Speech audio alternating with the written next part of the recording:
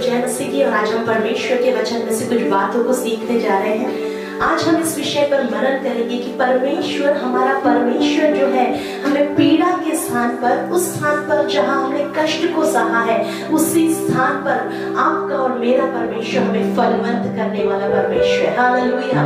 मेरे प्रियो, आज हम परमेश्वर के वचन में से निकालेंगे उत्पत्ति की पुस्तक, उसका 41 अध्याय, उसका 52 वचन। वहां इस प्रकार से लिखा है, दूसरे का नाम उसने यह कहकर एफ्राइम रखा कि मुझे दुख भोगने के देश में परमेश्वर ने फलवंत किया। हम सब जानते हैं यूसुफ के बारे में कि यूसुफ जो था, अपने लोगों के द्वारा सताया गया, उसके अपनों ने उसे धोखा दिया। उस धोखे को सहने के बाद वो दूसरों के हाथ में बेचा गया और वो एक नए स्थान में पहुंचाया गया मेरे प्रियो। और मिस्र देश में जब वो पहुंचाया गया, वो एक गुलाम के समान उस स्थान पर रहा। बड़े ही कष्ट को, बड़े ही दर्द को उसने वहां सहा। लोगों के द्वारा उसने झूठे आरोपों को सहा। उसने कष्ट और पीड़ा को उस स्थान पर सहा मेरे प्रियो, जहां परमेश्वर ने उसे पहुंचाया था। कितनी अलग बात है। शायद कई बार हो सकता है कि परमेश्वर मुझे और आपको जिस स्थान पे ले जा रहा है, वहां मुझे और आपको पीड़ा का अनुभव, दर्द का अनुभव, कष्ट का अनुभव, धोखे का अनुभव होगा। लेकिन मेरे प्रियो, जो वचन आज हमने पढ़ा, वहां इस प्रकार से यूसुफ कहता है कि जिस देश में मैंने दुख भोगा था, उसी देश में परमेश्वर ने मुझे फलवंत किया। मेरे प्रियो, कितना अद्भुत परमेश्वर है ये परमेश्वर, जो ये वादा देता है कि मैं तुझे फलवंत करने वाला परमेश्वर हूँ। उस स्थान पर जहां पर तूने कष्ट को सहा है, उस स्थान पर जहां पर तेरी निंदा की गई है, तुझे लज्जित किया गया है, उस स्थान पर मैं तुझे आशीषित करने वाला परमेश्वर हूँ। मेरे प्रियो, यहाँ पर हम जानते हैं कि उसे निंदा को सहना पड़ा। जब वो पोतीफर के घर पे काम कर रहा था, झूठे आरोप उस पर लगाए गए, लेकिन वो जानता था कि मेरा परमेश्वर कौन है। वो जानता था कि मेरा परमेश्वर सच्चा है, और उसे मालूम था कि निश्चय एक दिन परमेश्वर मेरा न्याय करेगा। हालेलुया। मेरे प्रियो, कई बार हो सकता है कि आपके जीवन में लोग आप पर झूठे आरोप लगाएं, हो सकता है कि लोग आपको निंदित करें, लेकिन आपको ये जानना है कि हमारा परमेश्वर न्यायी परमेश्वर है। और जिस स्थान पर आपने दुख भोगा है, परमेश्वर आज आपको ये वादा दे रहा है कि उसी स्थान पर मैं तुझे दुगना फलवंत करूंगा।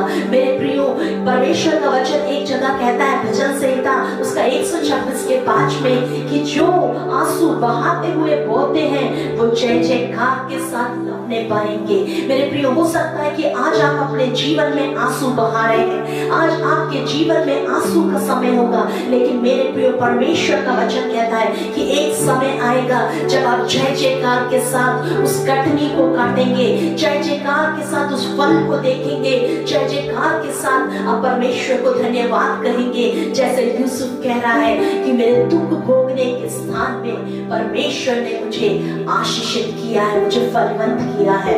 मेरे प्रियो, जब मैं आपको बता रही हूँ, मुझे एक और घटना याद आ रही है। आप सब हन्ना के विषय में जानते हैं। हन्ना को बार बार सताया जाता था, उसको ताने मारे जाते थे, लेकिन उसी स्थान पर परमेश्वर ने उसके आंसू को, मेरे प्रियो, हन्ना ने आंसुओं के साथ अपनी प्रार्थना को खो दिया, और परमेश्वर ने उसे शमूएल के द्वारा आशीषित किया, और वो जय जयकार के साथ मेरे प्रियो वहां काटने पाई अपनी फल, एक बड़े फल को। मेरे प्रियो, परमेश्वर आपको मुझे फलवंत करने वाला, आशीषित करने वाला परमेश्वर है। मेरे प्रियो, वो हमें ऐसे आशीषित करता है। जब यूसुफ के जीवन में उसका दूसरा बेटा एफ्रेम होता है, और एफ्रेम शब्द का अर्थ होता है दुगनी रीति से फलवंत होना। मेरे प्रियो, परमेश्वर ने उससे दुगनी रीति से फलवंत किया। उस कष्ट के स्थान में परमेश्वर ने उसे दुगनी रीति से फलवंत किया, और इसलिए वहां पर वो कहता है कि उसके सारे कष्टों को, उसके सारे दुख को, उसकी सारी पीड़ा को मेरे प्रियो परमेश्वर ने भुला दिया। यूसुफ ने बहुत आंसू बहाए। मेरे प्रियो, जिस स्थान पर परमेश्वर ने उसे रखा था, वो आंसू बहा रहा था, लेकिन उसी स्थान पर परमेश्वर ने उसे ऐसा आनंदित किया कि वो अपने दुखों को भूल गया। हो सकता है कि आज के दिन आप दुखी हो रहे होंगे, लेकिन जब परमेश्वर आपको फलवंत करेगा। जब परमेश्वर का समय आपके लिए आएगा मेरे प्रियो, उस समय परमेश्वर आपको ऐसा आशीषित करेगा, ऐसा फलवंत करेगा कि आप अपने दुख को भूल जाएंगे मेरे प्रियो, क्योंकि परमेश्वर मेरे और आपके आंसुओं को देखने वाला परमेश्वर है।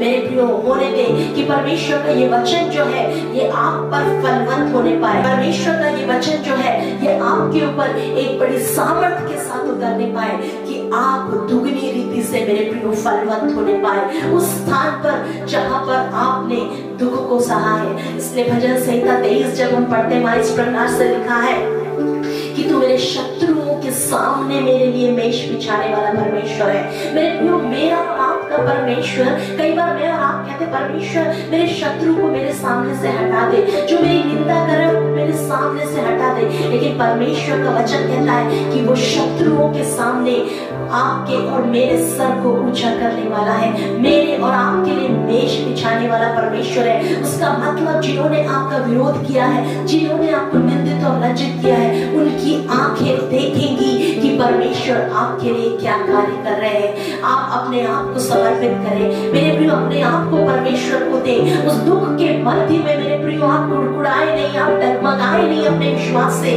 लेकिन अगर आप बने रहेंगे आप एक दिन परमेश्वर की दुगने आशीष को, उस दुगने रीति से फलवंत होने के उस कार्य को जरूर अपने जीवन में देखेंगे। परमेश्वर इस वचन के द्वारा आप सभी को आशीषित करें। जय मसीह।